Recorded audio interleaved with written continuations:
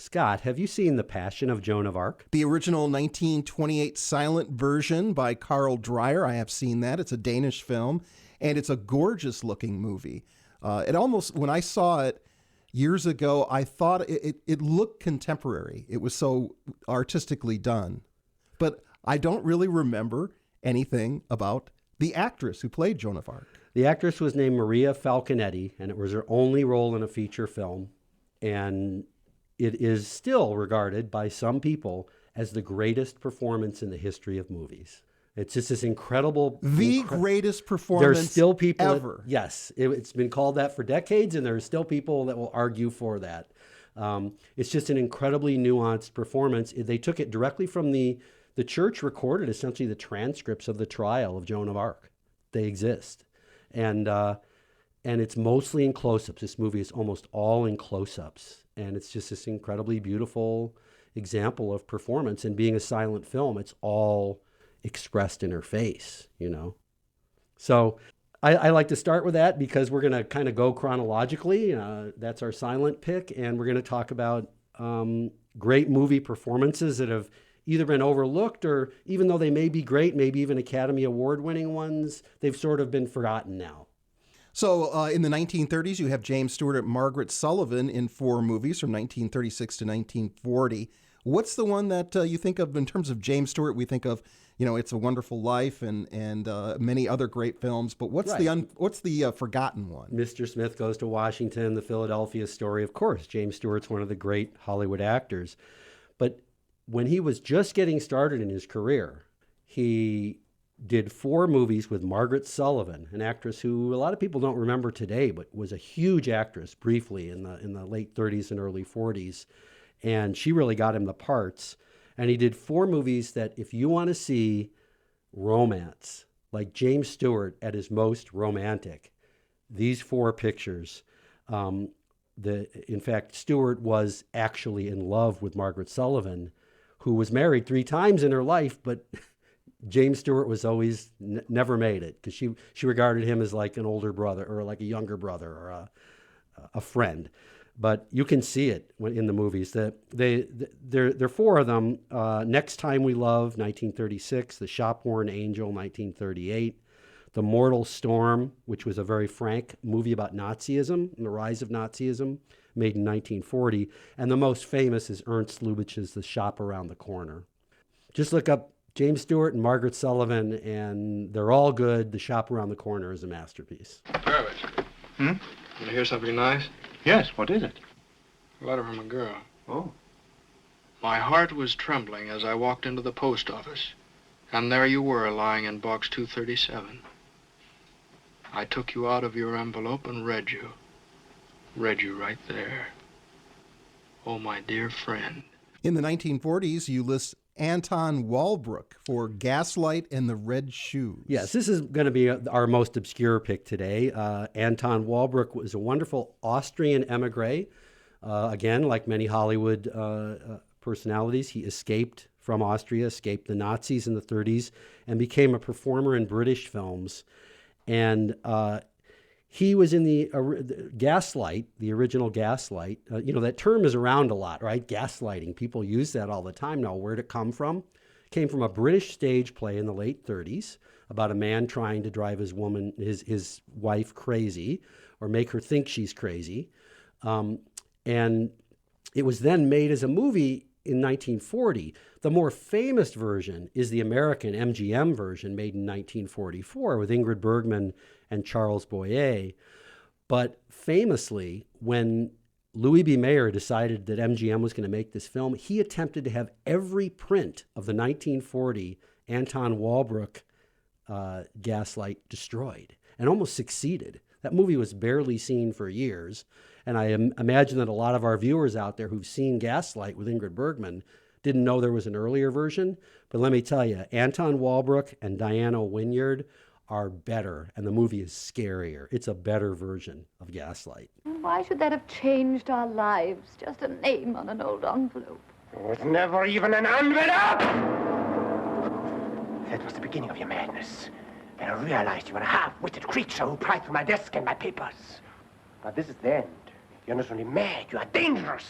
Anton Walbrook also then went on to do a couple of wonderful films with Michael Powell and Emmerich Pressburger, most famously The Red Shoes. That's another really, really wonderful performance from an actor who isn't on the tip of people's tongues today. And in the 1950s, Judy Holliday, who was a comic actress, along with being a romantic actress as well. And you've got her for Born Yesterday from 1950. Yeah. Now, this is not a obscure performance. She won the best actress Oscar for this. And but nowadays, when people are looking for comedies, they don't always think about older films. This is one of the greatest comedies. And I would say her performance is not only one of the greatest comic performances in movie history, it's one of the greatest performances, period. So it's just a hilarious and biting satire. So Judy Holliday, wonderful actress who unfortunately died at age 43 and didn't do more, but arguably the greatest comic actress in movie history. In the 1960s, Sidney Poitier, 3 pictures in 67, to Sir with Love, In the Heat of the Night, and Guess Who's Coming to Dinner, all really iconic. Why would you list Sidney? Because he's still, one of those African-American actors who's considered groundbreaking. Well, he just died last year, so people are thinking about him again. And I just wanted to remind people, let's not forget, he's really the one that broke open the ability of black actors to finally get meaningful leading roles and get away from the stereotypes. I mean, Hollywood had such a terrible history of racism. I remember watching a movie, coming across a movie recently. You remember Sam, the piano player in Casablanca, right? The actor Dooley Wilson. A strong role, a really good role in 1942 in Casablanca. 6 years later, I saw a movie from 1948. He's playing a train porter again. There just were no roles, meaningful roles. And it really got going in the 50s, but Poitier with Lilies of the Field and then these movies in the 60s really broke it open.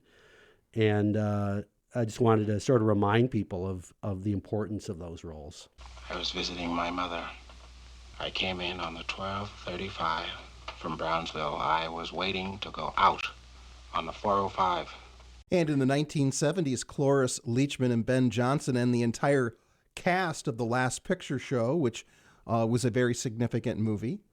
Yeah, and Bogdanovich's, was that his first movie? It was not his very first, but it's his masterpiece. I mean, if you're going to pick one. And Peter Bogdanovich, it's really an ensemble piece. It's just a wonderful movie about this dying Texas town in the 1950s. And everybody in it is great. And so many people got their start in that movie. You want to see Jeff Bridges when he's about 21 years old, Timothy Bottoms, Sybil Shepherd, Ellen Burstyn a few years before she did the film with Scorsese, Alice Doesn't Live Here Anymore. And then Cloris Leachman and Ben Johnson, who are a little older actors, both won Best Supporting Actor and Actress for that movie.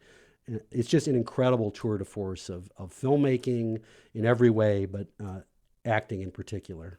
And it's interesting, this is the 1970s. We see Cloris Leachman in this film. It's a very dramatic role and kind of a tragic role in a way too. And then she's on TV on the Mary Tyler Moore Show. And that's really how most people at that time knew her. Great actors can do everything.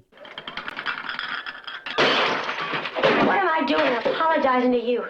Why am I always apologizing to you, you little bastard? 3 months I've been apologizing to you without you even being here. I haven't done anything wrong. Why can't I quit apologizing? You're the one ought to be sorry. I wouldn't still be in my bathrobe if it hadn't been for you. I had my clothes on hours ago. You're the one made me quit caring if I got dressed or not. And in the 1980s, Sissy Spacek in Coal Miner's Daughter from 1980. She was also in Carrie. And Gary Oldman in Sid and Nancy. Yeah, I mean, obviously, Sissy Spacek, I just wanted to kind of remind our listeners about Sissy Spacek. She was so prolific. And for a few decades. Right, but she hasn't acted much in a few decades. And she, we all know about Meryl Streep and her 17 Academy Award nominations or whatever it is. But people have forgotten what a great, great actress Sissy Spacek was. And Coal Miner's Daughter, maybe the best leading part in a biopic. She played Loretta Lynn, and she did all the singing herself.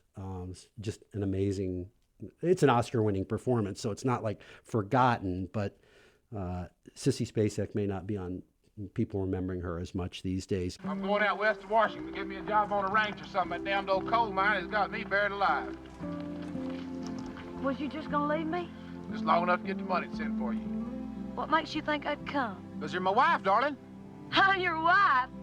Boy, you better think of a better reason than that. Gary Oldman, you know, he's gotten a lot more high-profile stuff lately. He won the Oscar for The Darkest Hour, playing Churchill, and did Mank, playing Herman Mankiewicz, writing Citizen Kane. But he's just such a talented actor who can do so much. And Sid and Nancy was his breakthrough role, playing Sid Vicious from the Sex Pistols. A fascinating topic, and David, we could probably go on and talk for another half hour.